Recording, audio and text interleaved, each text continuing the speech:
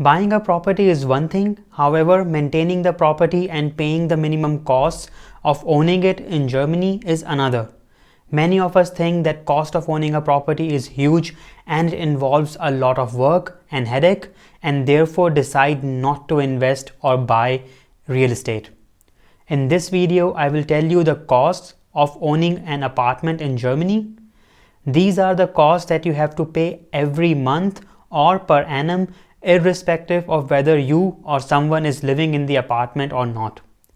First cost that you have to pay every month is the Hausgeld or house union fee or the maintenance fee of the building. Every apartment in Germany is required to have a Hausverwaltung or a house union by law. Work of Hausverwaltung is to maintain the building, pay for insurances, fix stuff if anything is broken in the building, pay bills and manage contracts with third parties like cleaning company, insurance companies, repair or construction, etc. They also look after the central heating, if any, and water services. Beside that, they are also responsible for collecting and maintaining cash reserves or Rücklage in case any unforeseen or planned renovation is required. To do all this work and to pay bills for services availed from all these third-party companies, every owner has to pay a monthly fee to the Hausverwaltung or house union. This fee is called Hausgeld. So via Hausgeld, every owner of the apartment contributes his/her portion to keep the building up and running. Well, how this Hausgeld amount is calculated? Well, it is different for every property in Germany. As Hausgeld contains charges for several services, it depends in which area you are and how many services the apartment owners want to avail.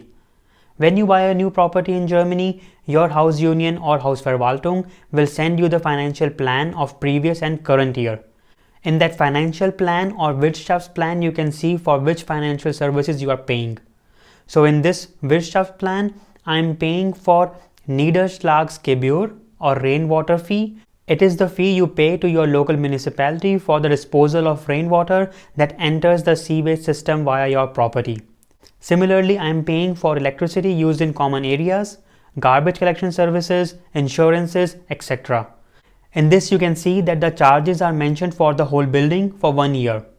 So, to calculate how much you have to pay, your contributions to each item is calculated using your Eigentumsanteil, which is the part of the whole building you own.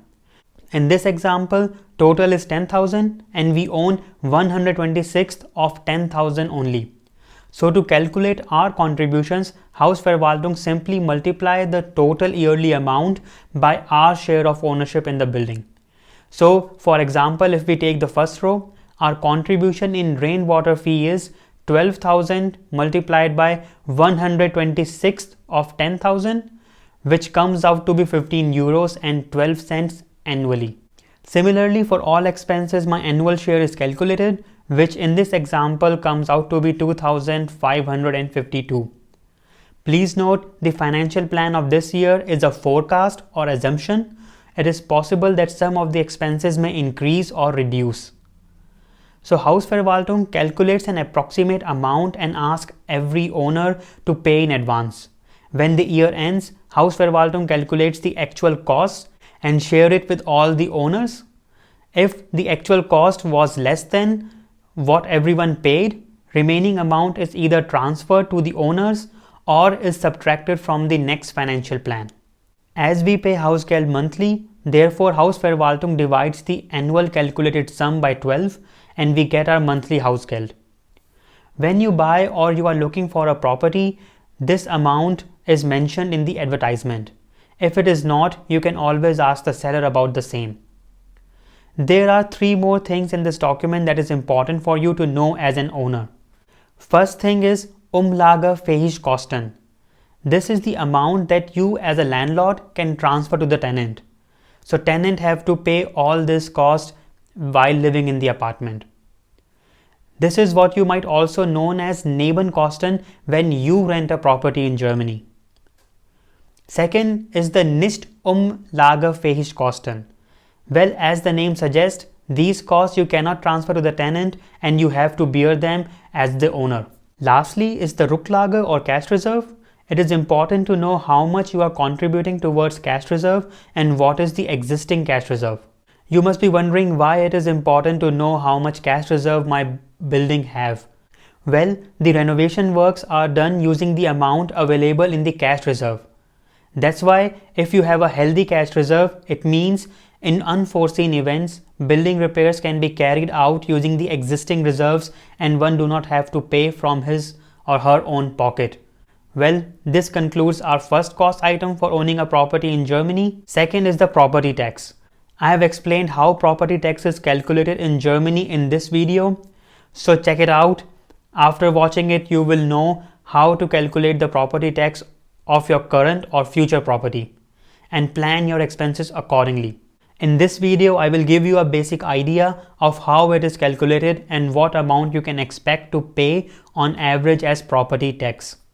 So property tax is a product of three things: value of the property or Einheitswert in German, basic federal rate which is fixed and applies all over Germany. Currently this rate is 3.5 per mil and will change to 0.34 per mil from 1st January 2025. And lastly, your local municipality multiplier, which is determined by your local authorities. This multiplier value can vary between 60% to 900%. Well, I have explained how property value is calculated, why basic federal rate is changing, and how you can find what is the multiplier of your property in my other video. Generally, you do not pay a lot in property tax, but it depends on how big your property is and where it is.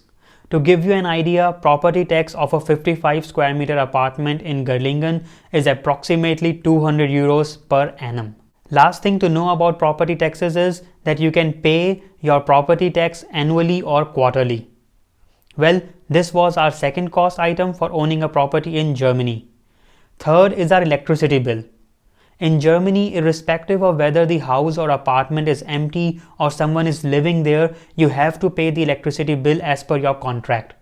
In Germany, you make a contract in future, which means you estimate how much electricity you may use in 1 year, and accordingly, you look for a contract and sign it. You pay every month a fixed amount, and at the end of the year, your total electricity consumption is checked. If you have consumed more as compared to what you have paid, you have to pay the extra usage at the end of the year. Similarly, if you have consumed less as compared to what you have paid, then you get the extra amount back. This is actually how it works for almost all consumable items like gas, for heating, water, etc.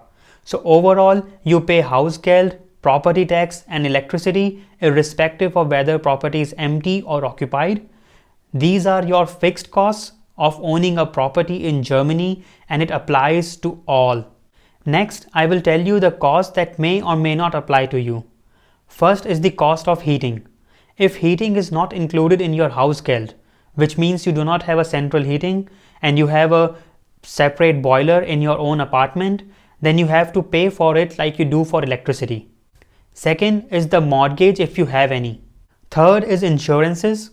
If you own an apartment, usually Hausverwaltung takes care of it and is included in your Hausgeld. However, if you own your own house, then you have to take a building insurance and add that cost in your cost of owning a property. I would also recommend to ask your Hausverwaltung what all is included in your building insurance. This way you know in which circumstances you are insured and for which you want to take another or additional insurance. Fourth is the renovation cost. Always add it in your monthly cost and keep this amount separate and do not touch it. I personally keep 10% of my rent aside for renovations. So for example, if I get a rent of 1000, then I will keep 100 euros aside for unexpected repairs. You can always increase this amount based on how old your apartment is or what renovations you want to make in the near future. But please always keep some amount aside for such unexpected situations, because if any such situation arises, then you will thank yourself for keeping a small portion aside every month and do not have to pull in or take a loan or ask your friend some amount to make those repairs. Well, these are the costs or amount you should keep aside every month. So when you are planning to buy a property, calculate the fixed cost of owning it and check whether you can afford it. Check how much you have to pay from your own pocket if the property is rented, and in worst case scenario if it's not rented. One never knows how the economic situation may change like we are seeing nowadays, which is why it is important to know the cost of owning an empty property and whether you can afford it if it remains empty for at least 6 months.